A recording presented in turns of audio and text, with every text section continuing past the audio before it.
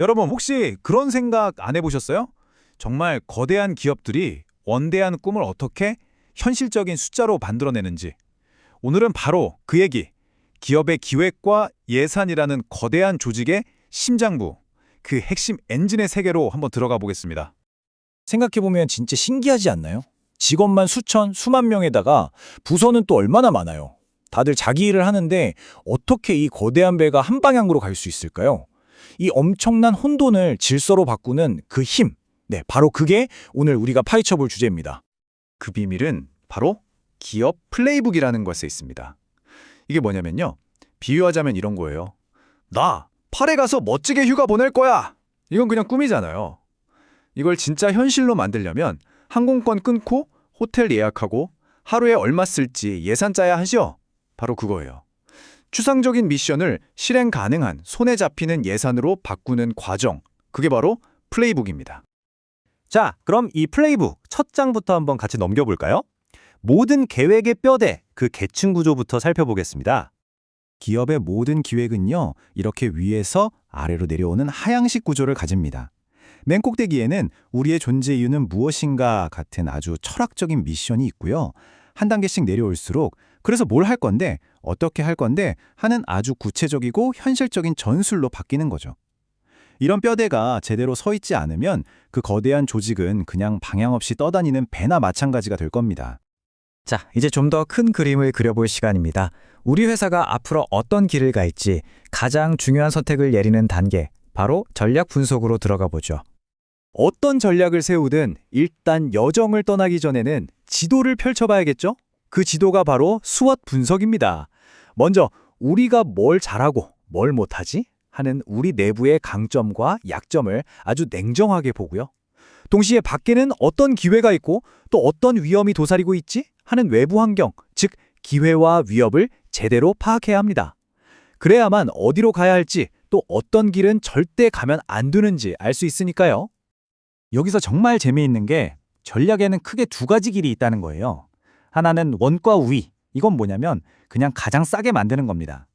목적지까지 가장 빨리 가는 고속도로 같은 거죠. 다른 하나는 차별화. 남들과는 다른 특별한 걸 만드는 겁니다.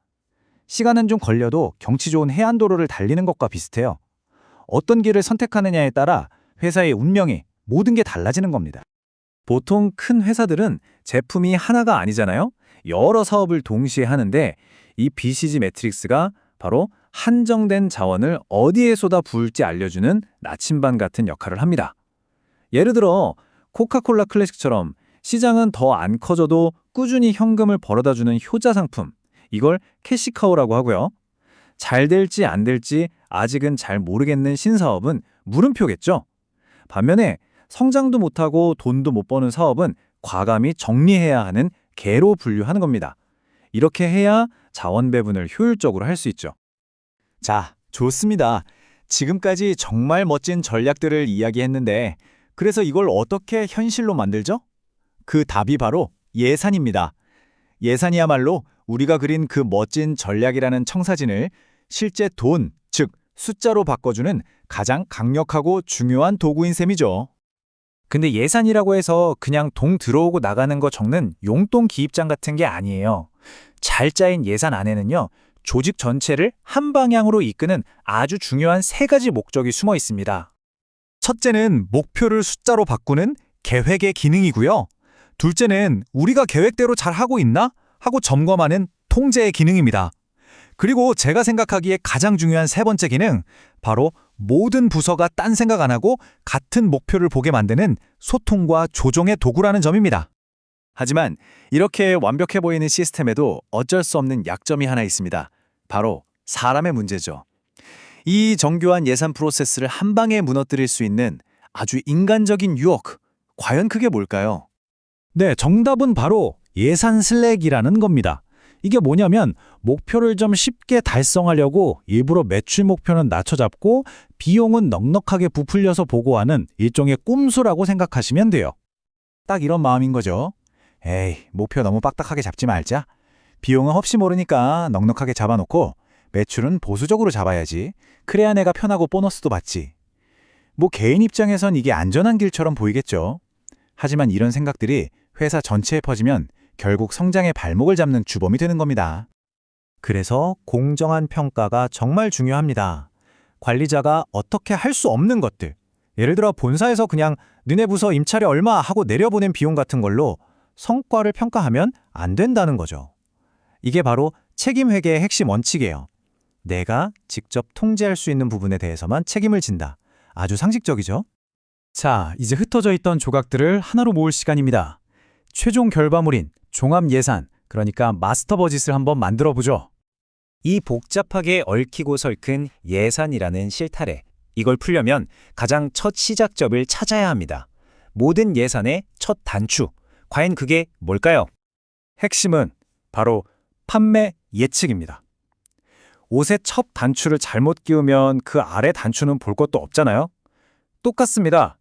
판매 예측이 틀어지는 순간 몇 개를 생산할지, 원자재는 얼마나 사올지, 사람은 몇 명이나 필요할지, 심지어 현금 흐름까지 모든 계획이 와르르 무너지는 겁니다. 그야말로 예산이라는 거대한 건물을 떠받치는 가장 핵심적인 주춧돌인 거죠. 이 흐름도를 한번 보세요. 모든 게 정말 논리적으로 연결되어 있죠. 일단 몇 개나 팔릴까 하는 판매 예산이 나와야 그럼 몇 개를 만들어야 하지 하는 생산 예산이 나옵니다. 그리고 생산 예산이 나와야 재료는 얼마나, 사람은 몇 명이나 필요하지 하는 계획을 세울 수 있고요. 마치 도미노처럼 앞의 예산이 다음 예산의 기초가 되는 구조입니다. 이 수많은 예산들 중에서 정말 특히 중요한 게 바로 이 현금 예상입니다. 여러분, 흑자도산이라는 말 들어보셨죠? 장부상으로는 이익이 엄청나게 나는데도 당장 통장에 돈이 없어서 직원들 월급을 못 줘서 망하는 회사 이야기요. 그래서 현금 예산은 회계상 이익 같은 거 말고 오직 진짜 현금이 들어오고 나가는 것만 끈질기게 추적하는 겁니다. 회사의 혈액순환을 관리하는 거죠. 여기서 많은 분들이 하는 실수가 하나 있어요.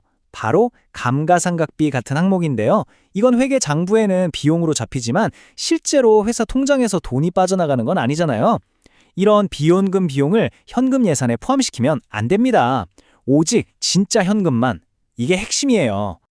자, 지금까지 좀 복잡하지만 거대한 기업이 어떻게 계획을 세우고 예산을 짜는지 그 과정을 쭉 따라와 봤습니다.